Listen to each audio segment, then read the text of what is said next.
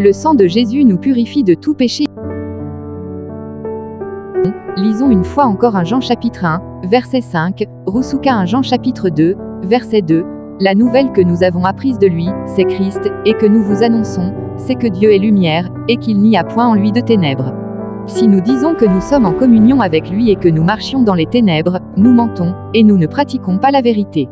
Mais si nous marchons dans la lumière, comme il est lui-même dans la lumière, nous sommes mutuellement en communion, ceux qui sont dans la lumière sont en communion les uns avec les autres, et le sang de Jésus son Fils nous purifie de tout péché.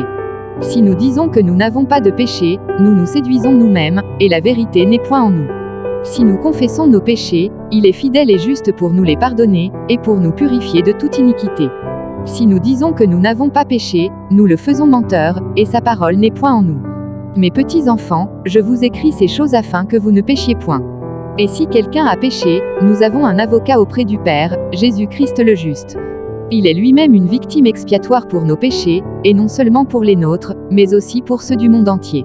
Donc, reprenons où nous nous sommes arrêtés la semaine dernière. J'ai tant de questions sur ces versets. Quand je vais dans Jean, 1 Jean, il y a des questions, des questions.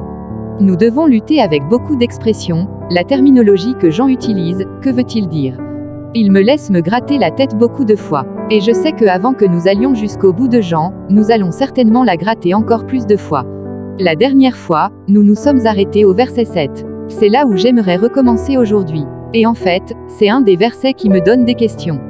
Peut-être que c'est pareil pour vous. En fait, je pense que ces versets sont souvent mal compris. La dernière fois, nous nous sommes levés pour être en communion les uns avec les autres, et ensuite très rapidement j'ai dit des choses sur le sang, et nous sommes arrivés à la fin.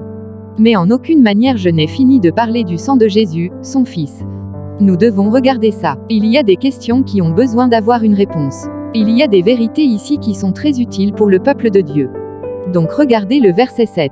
Posez vos yeux dessus, mais si nous marchons dans la lumière, bon, en fait, si vous n'êtes pas familier de l'écriture, si nous marchons dans la lumière, est une partie de la terminologie de Jean pour décrire ce qu'est un chrétien. Si nous marchons dans la lumière, signifie que nous nous sommes approchés du Dieu qui est dans la lumière. Venir à Dieu, venir à Christ, c'est venir à la lumière. C'est une autre façon avec laquelle nous pouvons définir ou décrire, ou un autre titre ou désignation pour un chrétien, marcher dans la lumière. Et ce qu'il dit ici, c'est que si nous marchons dans cette lumière comme Dieu est dans la lumière, deux choses vont être vraies. Maintenant écoutez, c'est en contraste avec le verset 6, si nous disons que nous sommes en communion avec Dieu, c'est une autre manière de décrire un chrétien est quelqu'un qui est en communion avec Dieu. Si nous disons que nous sommes en communion avec lui et que nous marchions dans les ténèbres, en un